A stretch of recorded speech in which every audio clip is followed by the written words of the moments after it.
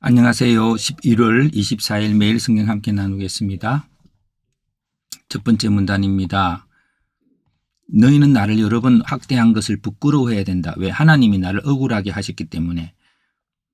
너희가 나를 향하여 자만하며 수치스러운 행위가 있다고 정언할지라도 하나님이 나를 억울하게 하셨다는 것은 하나님께서 부당한 고난을 주셨다라고 말하는, 그러나 하나님이 주셨기 때문에 어떤 알 수 없는 이유들을 생각할 수 있는 거죠.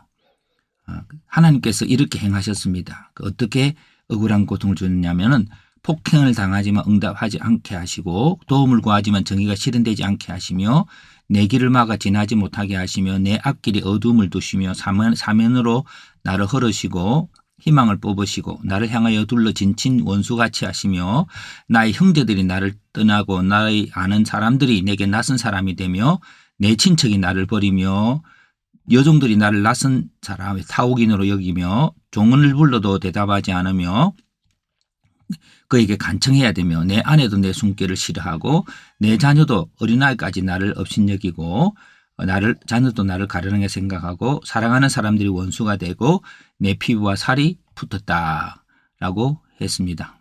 예. 자, 요 부분들을 조금 더 이렇게 정리를 해 보면 좋겠습니다. 폭행이라고 했고요.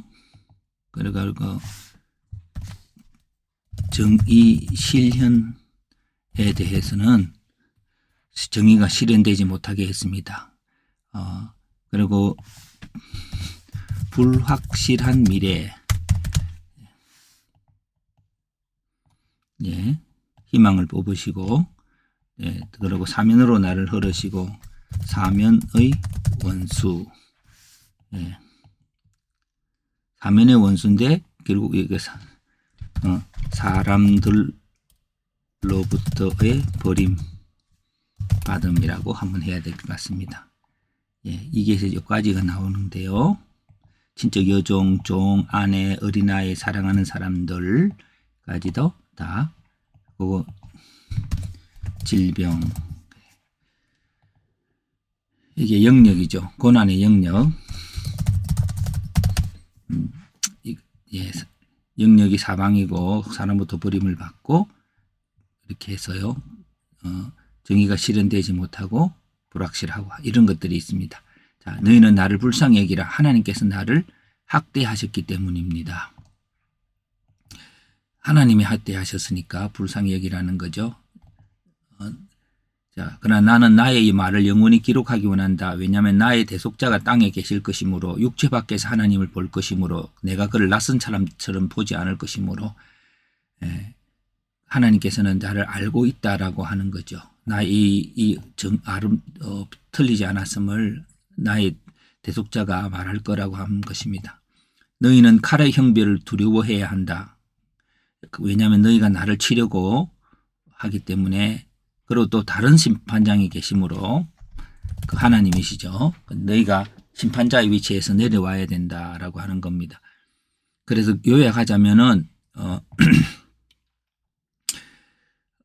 자, 해석을 읽어봅니다. 내가 이 고난 받는 것은 하나님께서 나에게 고난을 주셨기 때문이다. 나의 대속자가 땅에 계실 것이므로 나는 나의 말을 영원히 기록하여 육체 밖에서라도 하나님을 볼 것이다. 그러므로 심판장이 계심으로 너희는 나를 불쌍히 여기고 너희가 나를 치는 것에 대한 벌을 두려워해야 한다. 그렇게 한 문장으로 요약해 보았습니다. 그러면 여기서 이제 주제가 하나님만이 해석할 수 있는 나의 고난으로 한번 보았습니다.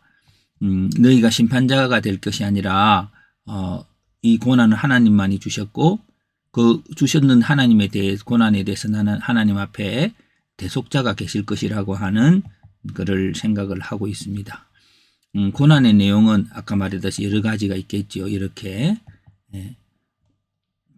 사람들로부터 또 정의가 실현되지 못하고 또 많은 사면에 어려움을 당하고 있는 것이죠. 고난을 주신 분은 하나님이고, 고난을 주신 이유는 잘 모릅니다.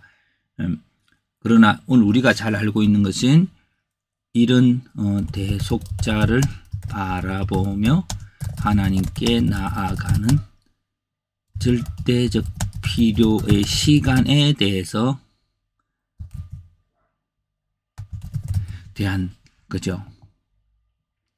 욥은 그 고난 자체가 잘 모르지. 오늘 욥기를 읽고 우리가 하는 것은 우리에게는 많은 고난의 시간을 겪고 있습니다.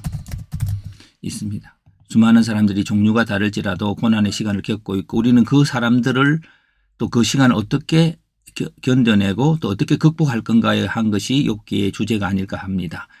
그렇다면 오늘 이 본문은 욥의 한 사람, 크리스찬의 한 사람으로서의 또 그 마음들을 우리 안에 들어가서 욥의 정직한 고백들을 우리가 그대로 읽어내야 될 줄 압니다. 그것은 고난받는 자의 견해는 대속자가 계셔서 언젠가는 내가 기록한 나에 대한 것을 하나님이 알 것이며 나도 하나님을 볼 것이라고 하는 그 희망입니다. 이 희망. 이 희망은 그리스도를 통해 완성되었습니다.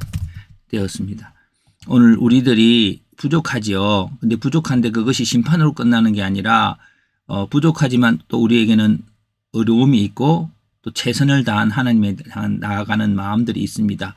그 마음들 하나님이 그리스도를 통해서 완성하시는 거죠.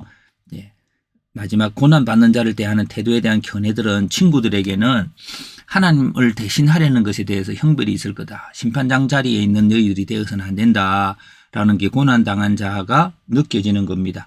욥의 고난이 교만과 수치스러운 행위로 인한 것이라는 견해에 대해서 욥의 고난이 교만과 수치스러운 행위로 인한 것이 아니라는 거예요. 그래서 고난받는 자를 불쌍히 여기라고 말하고 있습니다. 그래서 질문과 적용은 한번 적어봅니다. 모든 사람들 곧 친척, 친구, 종, 이웃 모두는 고난을 당하는 자에 대해서 심판자의 위치에서 그를 대하게 되죠. 그러나 고난을 주신 하나님께서 고난 당하는 자를 대속하실 것이므로 고난 당하는 자에 대해서 하나님을 대신하려고 하지 말고 그를 불쌍히 여겨야 할 것입니다. 우리에게 하나님의 긍휼이란 뭘까요? 긍휼이라고 하는 단어 안에서 한번 생각해 봅니다. 이 그리스도는 우리를 대속하셨고요. 어렵다 하셨고요. 그렇기 때문에 우리는 심판자가 아니라 그를 통한 구원의 역사를 볼 수 있어야 합니다. 긍휼이라고 하는 그것은 구원의 역사를 볼 수 있는 것이라고 하는 그것에 저는 연결을 해 볼까 합니다.